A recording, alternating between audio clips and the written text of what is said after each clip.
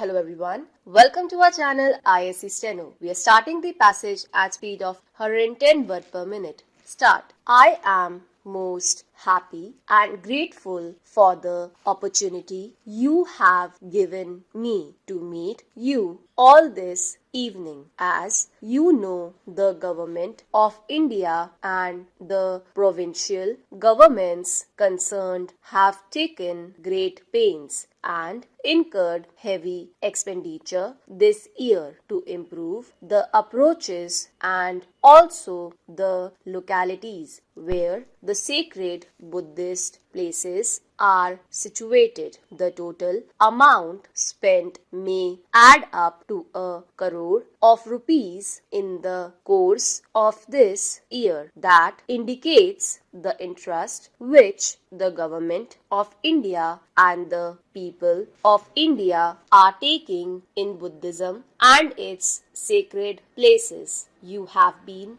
good enough to mention some points which I shall have looked into. I will try to see that as far as possible no complaints are left unattended. You have mentioned Bodh Gaya. I have been personally connected with the Bodh Gaya affair for a pretty long time. More than 25 years ago, a deputation of Buddhists from Ceylon and Burma came here. It wanted to have control of the Bodh Gaya temple. At that time, though the Congress had nothing to do with the government, it took up the matter and appointed a committee to make suggestions as to how best the Bodh Gaya temple could be managed in the interest of all and to the satisfaction of the Buddhist. The committee, of which I happened to be secretary at that time, recommended that the management of the temple should be placed in the hands of a committee on which Buddhists as well as Hindus should be represented. That was because the Hindus also worshipped the Buddha. Their method of worship may differ from that of the Buddhist, but they held Lord Buddha in great veneration as one of the avatars.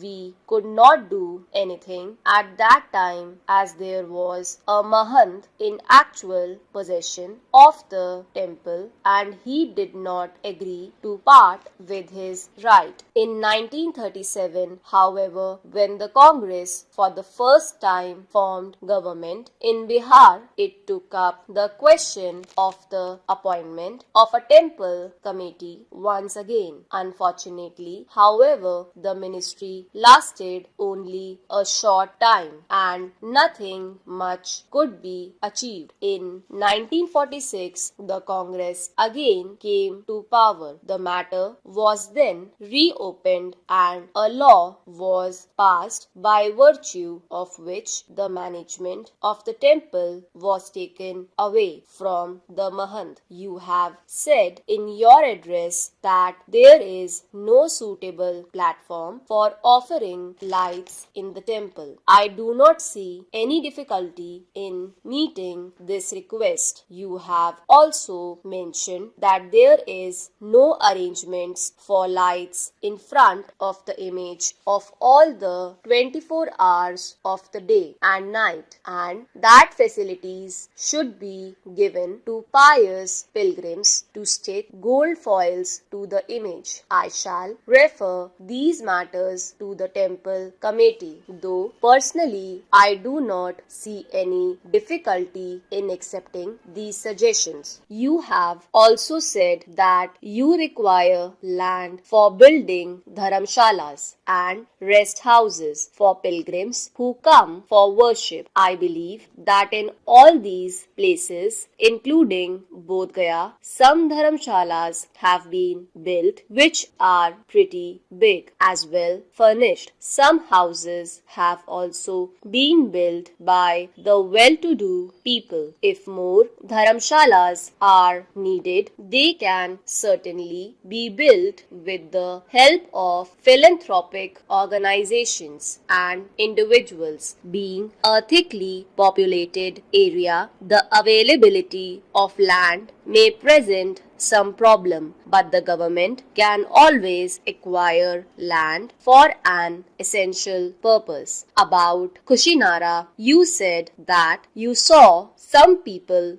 digging out bricks from the stupa. As you know, all sacred places, including Kushinara, have been taken over by the archaeological department. They are therefore protected monuments, and anyone found damaging them is liable to prosecution under the ordinary law of the land. You have also mentioned that there should be facilities for the study of the Tibetan language and its ancient literature. I may tell you that at Nalanda, which was at one time a great seat of Buddhistic learning, I, as president, laid the foundation stone of an institute for the study of Buddhistic literature about 4 years ago. Since then, the institute has started functioning, and some 30 or 40 students from various countries are